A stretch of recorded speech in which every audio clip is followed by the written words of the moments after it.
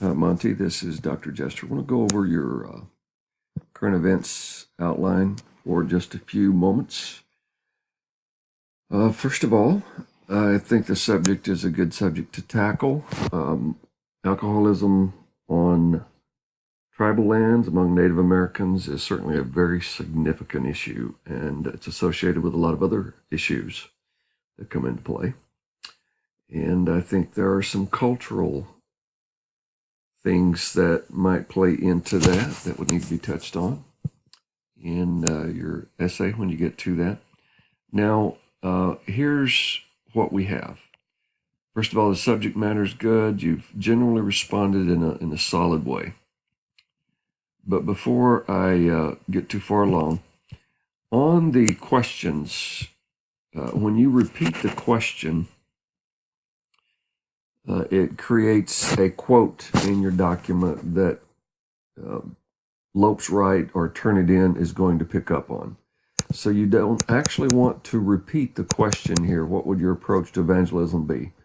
Just basically say that the approach to evangelism would be to take into consideration context and some of the following items, and then respond to that. Same thing, number 6, they're all this way. So don't repeat the question that the assignment is asking you. Go ahead and state what you plan on saying in the numbered points in summary fashion. How would you go about preparing a team? First of all, in order to prepare the team for leadership, in order to work with people experiencing this cultural phenomena, the following items would have to be taken into consideration. And again, list your numbers. So do that on all of those. Now, the bigger problem we have, so anytime I pick up a document for grading, first thing I check is Turnitin or Lopes Wright. And in your case, you had not submitted that. You're required to submit it. So I went ahead and did that for you as a courtesy. And so I submitted it. And when I brought up the report, this is what I get. It says that 39% of your document matches other sources. That's automatically a concern. So 20% is the threshold, 39% is a problem.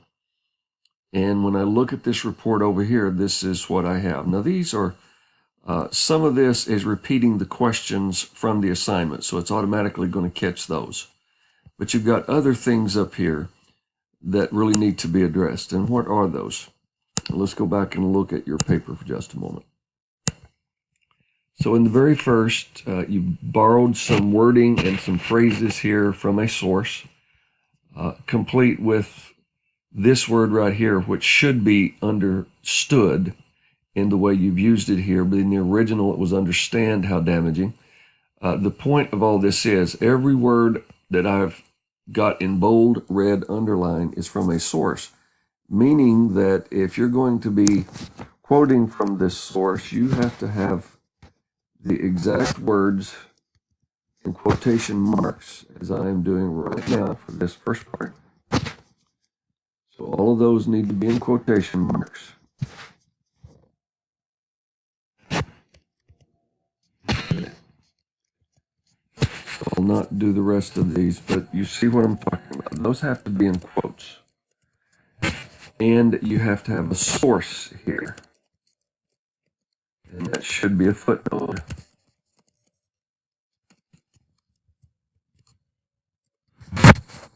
So these things should be there. The quotes are not there. The source is not there. So that's considered, I don't think you did that intentionally, but it's considered plagiarism. You've got the same thing here. Although you do provide a footnote, you don't have those quotation marks that we mentioned. For an academic reader, when there are no quotation marks, it indicates to the reader that you've actually done a summary of what the source is saying. In this case, though, however, you've borrowed the words of the source, but without the quotation marks, it's not giving them proper credit. Again, that's all considered plagiarism. And again, I don't think you did that intentionally, but it creates a problem for us. Here you've got an entire quote. This whole point A should be credited to a source. It is not. So you have to watch those kinds of things. The problem is, and here you got the same thing again, you actually put a footnote here, but you've got all these quotes here from a source without telling us where it came from or placing the exact words of the source in quotes. So that creates an issue. Now, when we have this high of a similarity report, it does require revision. You can go back and revise all this just by creating the same document, just making sure that you place those quotation marks everywhere that I've indicated.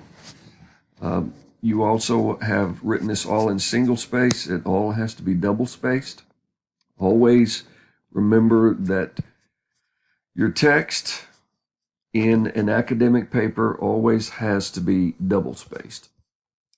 Then if you have a point A, you must also have a point B. So make sure that if you have an A, you have a B. Everything else looks good down here. You've got another one of these quotes without quotation marks or a source indicated. In your footnotes, you provide the complete information here, but we don't have a journal title, date, pages. That's not written there, nor is it here.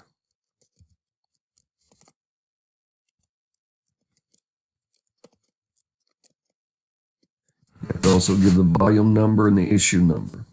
This is a shortened form, so you would just do Swam, Beauvais, Walker, and the shortened title with all the other information. So that needs to be shortened title. Here, this right here, because you got it from the exact same place, that needs to read IBID instead of all this other information.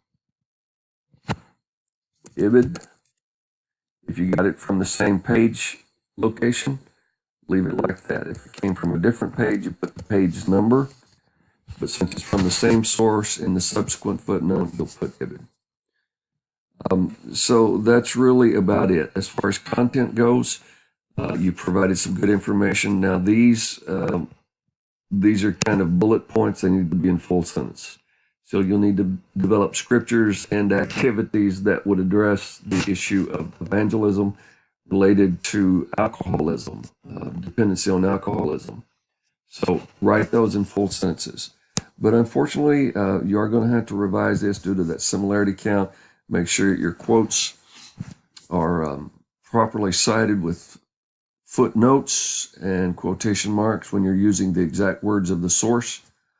And per GCU policy, usually they want me to do this on the first instance. I usually give a person the benefit of the doubt the first time it happens. If it happens again, I have to do an official report with the university, which does have to have your official explanation, and it gets filed with the university. So we don't want that, and I don't think any of this was intentional. But whether it's intentional or not, we have to make sure that that is done correctly, so that no one can accuse you of plagiarism, and no one can accuse the university of tolerating it. So that's where we are on this. I'll give you some time to go ahead and revise this. But if you have any questions, feel free to contact me. I'd be happy to discuss those with you.